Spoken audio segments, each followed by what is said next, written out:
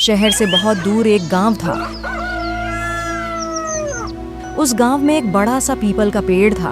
उस पेड़ पर एक झूला लटका हुआ था, लेकिन कोई भी गांव का आदमी उस झूले पर बैठने की हिम्मत नहीं करता था।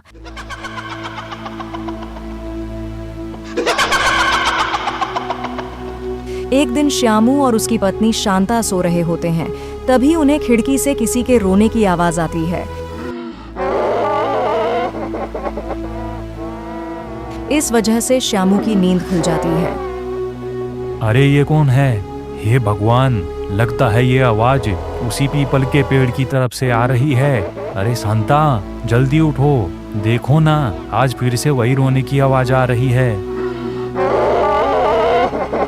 हाय, हे भगवान, ये रोने की आवाज तो उसी झूले की तरफ से आ रही है। अरे शांता, तुम डरो नहीं, मैं अभी जाकर देखता हूँ। फिर श्यामू खिड़की की तरफ जाता है तो उसकी आंखें फटी की फटी रह जाती हैं। उसे झूले पर एक औरत दिखाई देती है। उसने सफेद रंग की साड़ी पहनी होती है और जोरों से रो रही होती है। अरे शांता, जल्दी यहाँ आओ, देखो झूले पर कोई बैठा हुआ है। शांता भी जल्दी से खिड़की की ओर जाती है और उस औरत को देखने लगती है। आजी, कहीं ये वही चुड़ैल तो नहीं जिसने इस झूले पर अपना कब्जा कर रखा है, हैं? तुम्हारा दिमाग तो खराब नहीं हो गया? वो तो सिर्फ एक औरत है। अजी, भला रात के 2 बजे कौन पेड़ के नीचे झूला झूलता है? तुम रुको, मैं अभी बाहर जाकर देखता हूँ। अजी रुको रुको, आपका दिमाग तो खराब नहीं हो गया जो खुद ब खुद मौत के मुंह में भरने के लिए जाना चाहते हो? मैं आपको कहीं नहीं जाने दूंगी। तभी वह चुड़ैल अचानक से गायब हो जाती है। ये सब देखकर वे दोनों डर जाते हैं। अरे मर गए रे, देखो ये तो गायब हो गई। मैंने आपसे कहा था ना जी, ये कोई आम औरत नहीं है। तुम सही कहती हो शांता, इस झूले में जरूर कोई गड़बड़ है, तभी कोई गांव वाला इसके आसपास जाने में भी डरता है। अजी, आज तक तो हमें इस झूले के बारे में सिर्फ अफवाहें ही सुनी थी, आज तो अपनी आंखों से भी देख लिया। मैं अब और इस घर में नहीं रहने वाली। जल्दी से कहीं और इस भूतिया जगह से दूर अपना ठिकाना ढूंढ लीजिए। फिर अगले दिन शांता का भाई अपनी पत्नी के साथ शहर से उसके घर आता है। अरे शांता बहन, तुम कहाँ हो? देखो कौन आया है। हाय, मैं वारी जाऊं? अरे भाई तुम, आज तुम्हें अपनी बहन की याद कैसे आ गई? बस ऐसे ही बहुत दिन हो गए थे तो मैंने सोचा अपनी प्यारी बहन से मिल लूं आज। फिर वे पूरा दिन हंसी मजाक करके बिता देते हैं और फिर रात होने पर, हरी भाई, तुम रीना के साथ इस कमरे में सो जाओ, हम साथ वाले कमरे में सो जाते हैं। और हाँ, तुम्हें किसी चीज की जरूरत हो तो मुझे बता देना। फिर इतना बोलकर शांता अपने कमरे में सोने के लिए चली जाती है। फिर कुछ देर बाद रीना की नजर खिड़की के बाहर उस झूले पर पड़ती है। अजी, इधर आइए, वो देखिए, वहाँ पेड़ के नीचे एक झूला लगा हुआ है। हमारे शहर में तो ऐसा कहीं देखने को नहीं मिलता। चलिए ना, मेरा बहुत मन है झूला झूलने का, चलिए ना।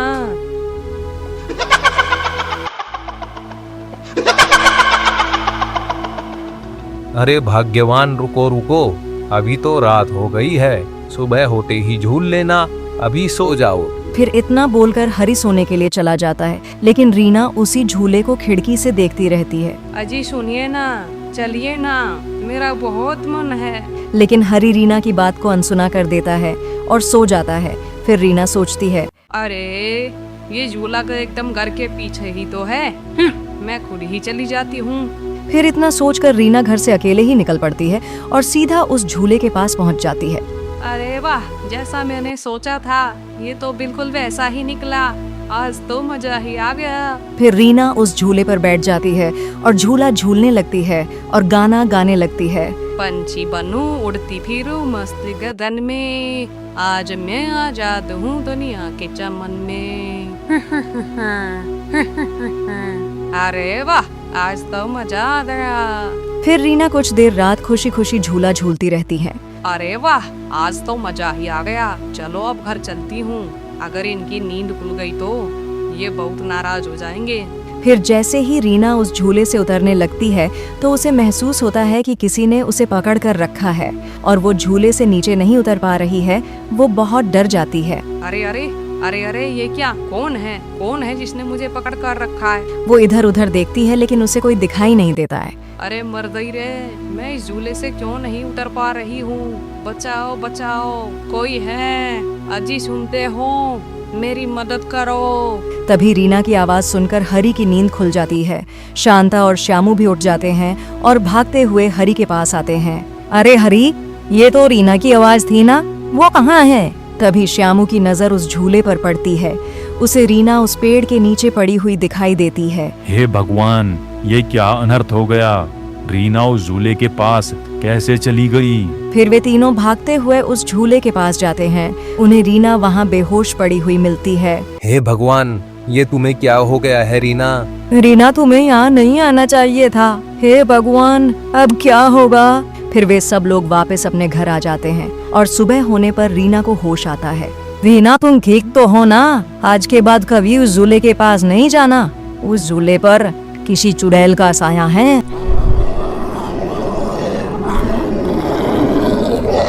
ठीक है दीदी, मैं आज के बाद उस झूले के पास कभी नहीं जाऊंगी।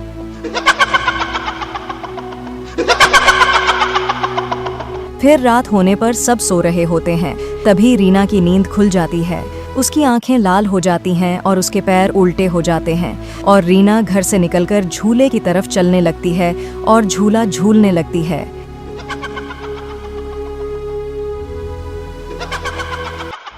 उसकी हंसी सुनकर उन सब की नींद खुल जाती है। शांता और श्यामू भागते हुए हरी के कमरे में आते हैं और रीना को वहां न पाकर परेशान हो जाते हैं। हे भगवान, अब ये रीना कहाँ चली गई? फिर वे सब खिड़की से झांक कर देखते हैं तो उनकी आंखें फटी की फटी रह जाती है। बाहर रीना झूला झूल रही होती है। अरे मरवे रे, ये नासपीटी तो आज फिर से झूला झूलने चली गई। अरे बेवकूफ हरी, अपनी पत्नी को समझा कर नहीं रख सकता क्या? देख तेरी पत्नी आधी रात को कैसे झूला झूल रही है। दीदी, मुझे माफ कर दो, मैंने उसे समझाया भी था उस झूले की तरफ कभी मत जाना। अरे जल्दी चलो, हमें अभी रीना के पास जाना होगा, कहीं कोई अनर्थ ना हो जाए।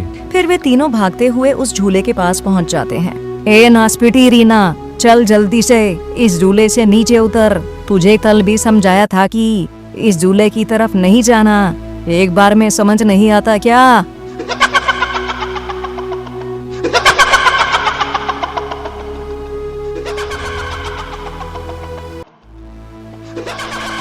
जरा इसके पैरों की तरफ तो देखो।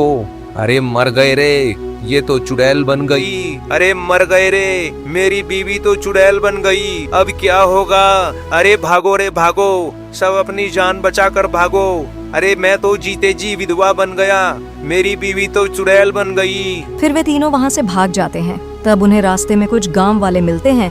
अरे अरे श्यामू भाई, क्या हुआ? इतनी रात को आप सब कहाँ भागे जा रहे हो? अरे भाई, इसकी पत्नी रीना शहर से आई थी और रात को पीपल के पेड़ के नीचे बंधे झूले पर झूलने चली गई। अब उस चुड़ैल ने उसके शरीर पर अपना कब्जा कर लिया है। हे भगवान, ये क्या अनर्थ हो गया? चलो हम सब मिलकर अभी वहाँ चलते हैं। फिर वे सब गांव वाले मिलकर वहाँ पहुँच जाते हैं। रीना अभी भी वहाँ झूला झूल रही होती है। ए चुड़ैल, बस बहुत हो गया। तूने हम गांव वालों को बहुत परेशान किया है। तेरी वजह से कोई भी रात को इस रास्ते से गुजरने की हिम्मत भी नहीं करता। लेकिन बस बहुत हुआ, आज तेरा खेल खत्म करके ही रहेंगे। चलो भाइयों, आज तो इस चुड़ैल को जिंदा नहीं छोड़ना है। भाइयों, हमें झूले को इस पेड़ से काटकर अलग करना होगा। फिर कुछ गांव वाले चाकू से उस झूले की रस्सी तोड़ देते हैं। झूला टूटते ही रीना नीचे गिर जाती है और चुड़ैल गुस्से में रीना के शरीर से बाहर निकल जाती है। हे गांव वालों, ये तुमने सही नहीं किया, अब तुम सब मरोगे। भाइयों, जल्दी से इस झूले में आग लगा दो। हो सकता है इस झूले के जलने से यह चुड़ैल भी मर जाए। तभी एक गांव वाला उस झूले को आग के हवाले कर देता है। उस झूले में आग लगते ही वो चुड़ैल भी तड़पने लगती है और कुछ ही देर में वो भी जलने लगती है। किसी को जिंदा नहीं छोड़ूंगी। अरे मर गई रे गांव वालों, मैं तुम्हें जिंदा नहीं छोड़ूंगी, मैं वापस आऊंगी। फिर देखते ही देखते चुड़ैल जलकर राख हो जाती है और गांव वालों को उस भूतिया झूले से छुटकारा मिल जाता है।